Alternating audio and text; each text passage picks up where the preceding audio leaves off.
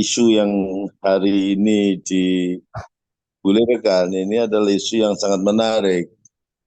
Dan ini adalah bagian dari upaya-upaya sebetulnya kalau pihak-pihak yang lebih strategis itu melakukan upaya-upaya yang eksploratif, kemudian mengkonstruksikan bagian dari upaya-upaya yang yang dieksplorasi itu menjadi positif, maka saya kira itu bagian dari upaya untuk apa yang kita sebut mengembangkan desa berdasar pada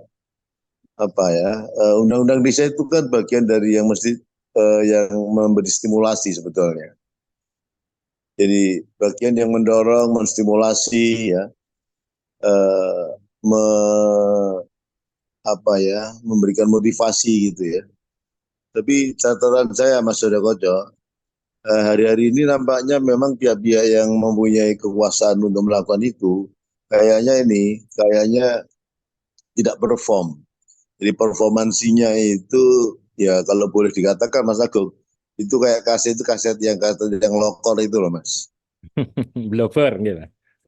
Nah, karuan. Jadi ya kedengeran, tetapi suaranya nggak jelas, kemudian di didengarkan juga nggak enak gitu ya. Namanya yang lokor nggak karuan Mas. Nah, lalu kedua gini Mas, 10 tahun Undang-Undang Desa ini mesti juga dilihat dalam konteks objektivitas. Apakah pihak-pihak yang terkait itu sudah bekerja sesuai dengan tupoksinya atau belum? Ya, sehingga nanti Mas Koco di awal-awal tahun depan saya kira akumulasi dari objek-objek yang kita lihat sebagai indikator sukses desa itu adalah betul-betul istilahnya perusahaan itu terrekod dengan baik. Jadi Mas Agung, jadi lepasan-lepasan pemikiran kita ini kadang-kadang kan objektif kan. Ya. Tapi kadang-kadang punya kekuasaan itu ngomongnya kan sangat subjektif dan dia tidak berdasar pada koridor, pada prinsip, pada asas gitu ya, pelaksanaan undang-undang desa. Ini yang saya kira saya risau sekaligus ketika menghadapi penguasa yang memang penguasa itu maksud saya tidak hanya di pusat loh ya, di provinsi, di kabupaten kota, di kabupaten juga begitu. Itu yang tidak sesuai dengan atau agak tidak sesuai dengan apa yang menjadi prinsip pengembangan desa. Jadi ikhtiar seperti yang dilakukan sekarang ini, saya kira itu kan harus dinilai sebagai upaya untuk misalnya adalah kalau ukurnya pada ruang lingkup, pada asas, pada kegiatan ya, lebih dalam misalnya kalau kita bicara mengenai subsidiaritas misalnya, ini kan bagian dari upaya melaksanakan itu semua Mas Abdul. Jadi lebih-lebih kalau kemudian hari ini kita interfacekan dengan tadi misalnya dengan Mas Ali Sujoko, kemudian Universitas Cyber tadi misalnya, rupa-rupanya relevan sekali kita memberikan porsi perkuatan fokus pada pembangunan di desa itu sendiri, bukan sekedar pembangunan desa, itu pembangunan di desa itu sendiri. Karena tadi Mas Joko sampaikan misalnya adalah lebih banyak daya dorong orang itu ke kota daripada ke desa.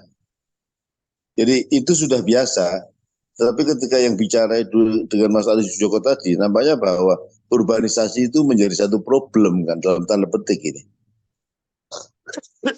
Itu udah lama, urbanisasi jadi problem.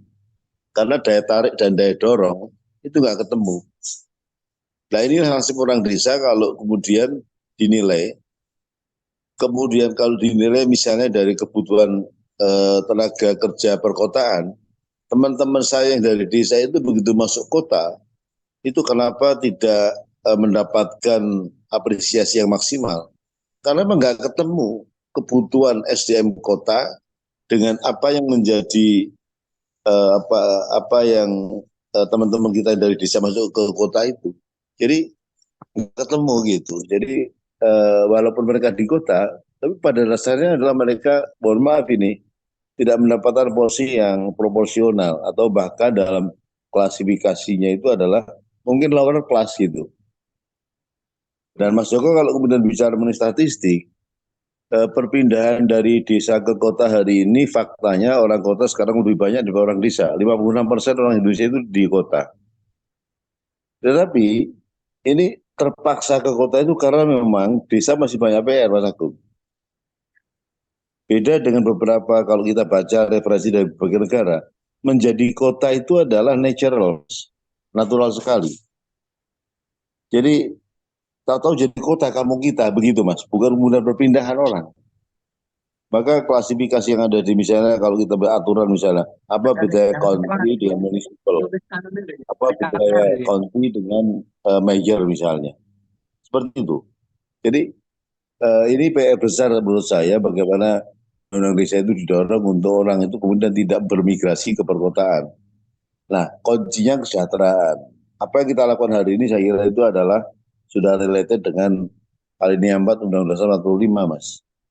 Jadi kalau ini kita bisa lakukan, ya, maka kemudian kontribusi kita kepada negara, masyarakat itu adalah melaksanakan apa yang menjadi tuntutan dari alinea 4 Undang-Undang Dasar 45. Kan itu tolak ukur presiden, gubernur, bupati, wali kota, kepala desa, tolak ukurnya itu adalah alinea 4 itu menurut saya. Dan kemudian diindikatori kalau kita bicara Mas Adi Joko, misalnya adalah indeks, ya, kemudian pendapatan, kemudian lagi karena kesejahteraan itu bisa dinilai bisa diturunkan untuk penilaiannya baik secara kuantitatif ataupun secara kualifikatif gitu.